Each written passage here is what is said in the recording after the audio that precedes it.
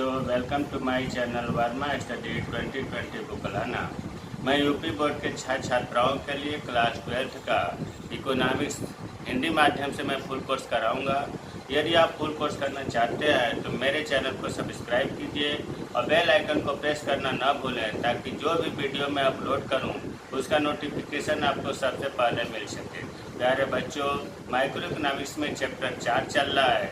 Chapter 4 में हम लोग पढ़ रहे हैं सप्लाई अर्थात पूर्ति, जिसको आपूर्ति भी कहते हैं। तो इसमें आज हम लोग पढ़ेंगे पूर्ति में परिवर्तन और पूर्ति की मात्रा में परिवर्तन।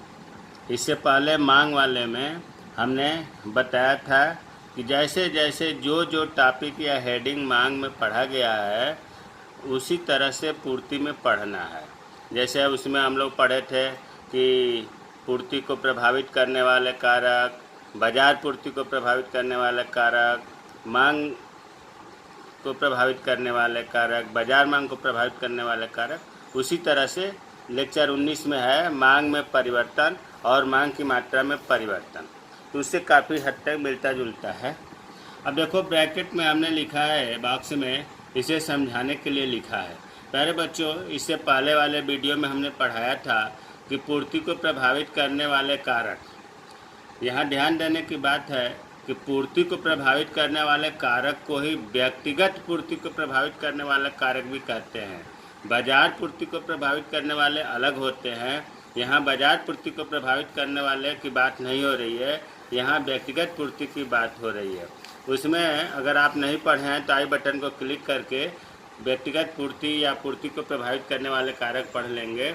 इसमें जो है 5 बताया गया था।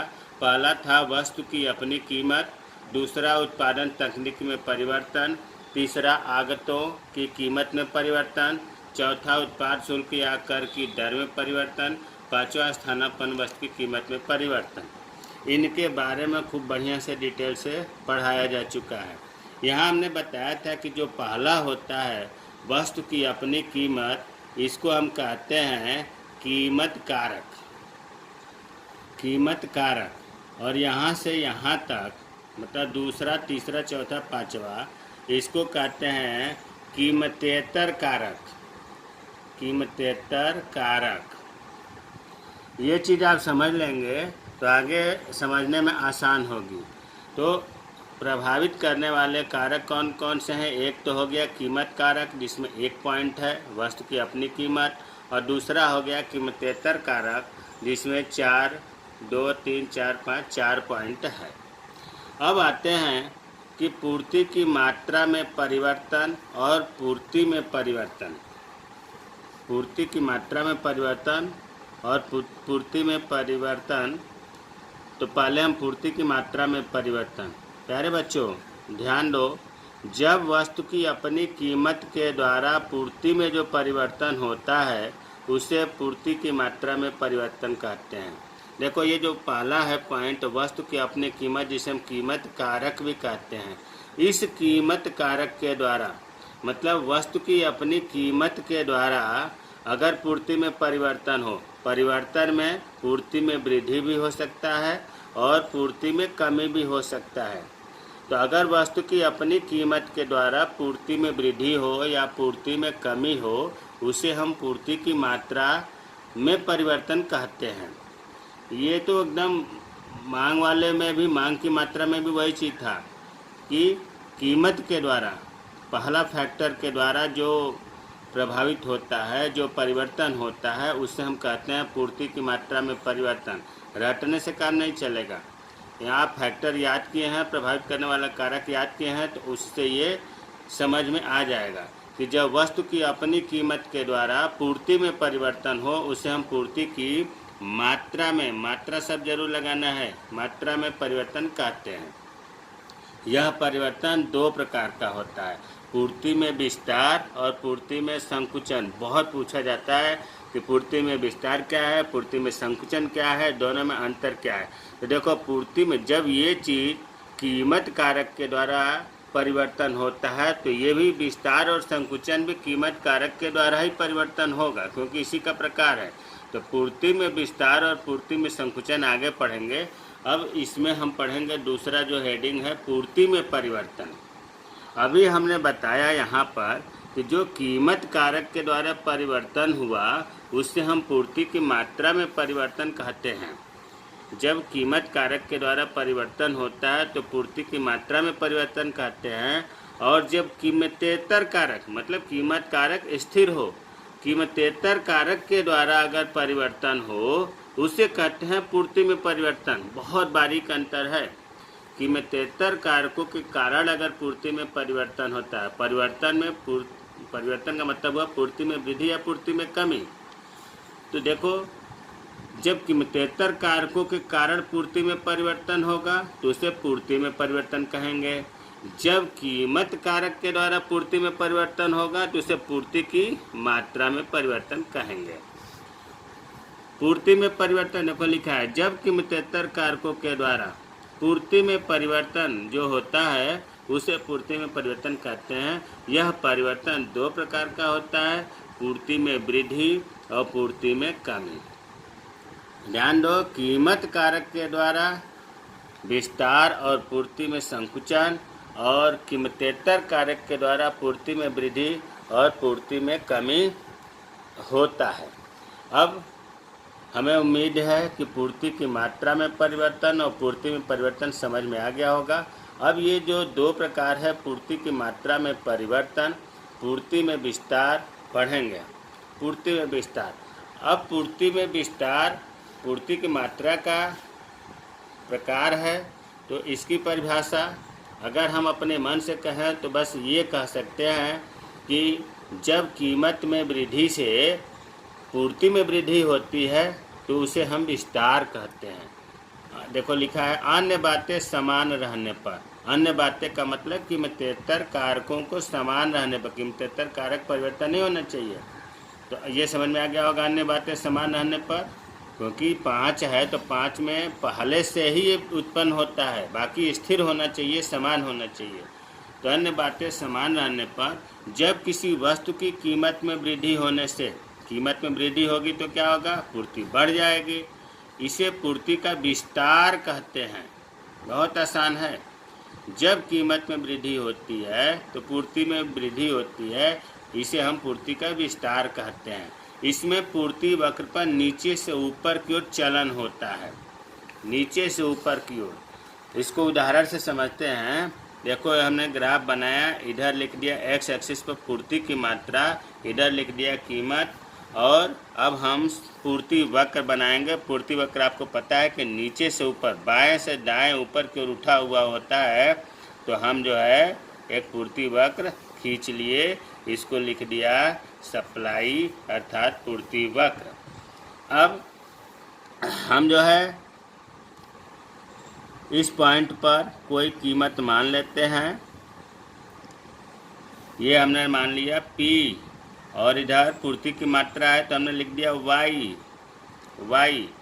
अब देखो, विस्तार, पूर्ति में विस्तार का चित्र बना रहे हैं। तो अभी आपको पता लिखा है इसमें कि जब कीमत में वृद्धि होती है, मान लो कि OP कीमत पर OY पूर्ति हुआ। अब कीमत बढ़ गया, चलो हमने मान लिया कि OP1 हो गया।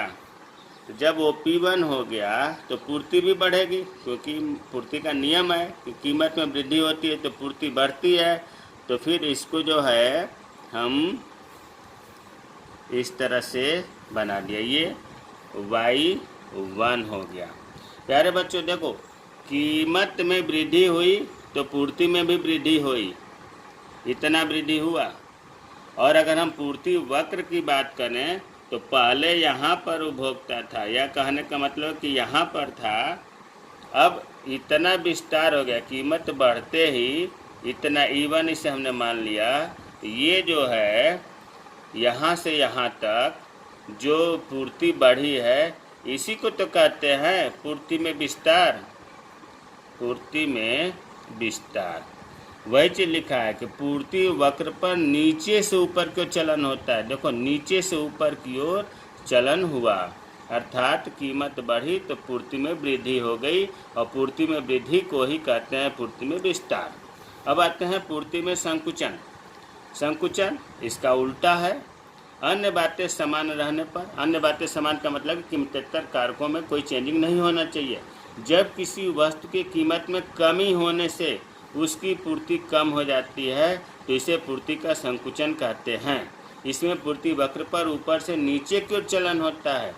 संकुचन का चित्र बनाएंगे, उसी तरह से इधर लिख दिया पूर्ति की मात्रा, इधर लिख दिया कीमत, बीच में हम जो है एक सप्लाई वक्र बना देंगे जिसको हम एस से दिखाते हैं, पूर्ति वक्र। उसी तरह से जैसे उसमें बनाया था, हमने मान लिया कि कोई यहाँ से P और इधर ये हमारा OP कीमत हो गया और OY पूर्ति हो गई। अब इसमें हमें संकुचन दिखाना है तो कीमत कम करेंगे, और आपको पता है कि कीमत जब कम होगा तो व्यापारी को लाभ कम होता है, वो पूर्ति कम कर देता है। मान लो कि यहाँ पर हमने कर दिया, तो इसको अगर हम मिलाते हैं, ये P था तो ये P1 कम हो गया, तो P1 जैसे ही कीमत कम हुआ पूर्ति भी कम हो गई। कितना कम हो गई? OP1 से OP1 मतलब पहले ऊपर वाला देखते हैं, OP कीमत पर OY पूर्ति हो रही थी। जैसे ही कीमत कम होकर के OP1 हुआ, पूर्ति OY1 हो गया। कितना कम हुआ? यहाँ से यहाँ तक कम हुआ। पूर्ति वक्र पर मान लो यहाँ पहले E था, इस पर संतुलन था, इतना कम हो गया, इसे E1 कर दिया, अर्थात यहाँ से इतना कम हो गया कि नहीं? जब इतना कम हो गया तो इसी को तो कहते हैं पूर्ति का संकुचन। यहाँ से इधर कम हुआ तो पूर्ति वक्र पर यहाँ से इतना कम दिखाएंगे। तो वही चीज़ लिखा है कि पूर्ति वक्र पर ऊपर से नीचे की ओर, देखो तीर बना है, ऊपर से नीचे की ओर संचलन होता है, गति होता है। तो हमें उम्मीद है कि पूर्ति में विस्तार और पूर्ति में संकुचन आप लोगों को बहुत अच्छे से समझ में आ गया होगा। और ये दोनों पूर्ति की मात्रा में परिवर्तन का प्रकार है।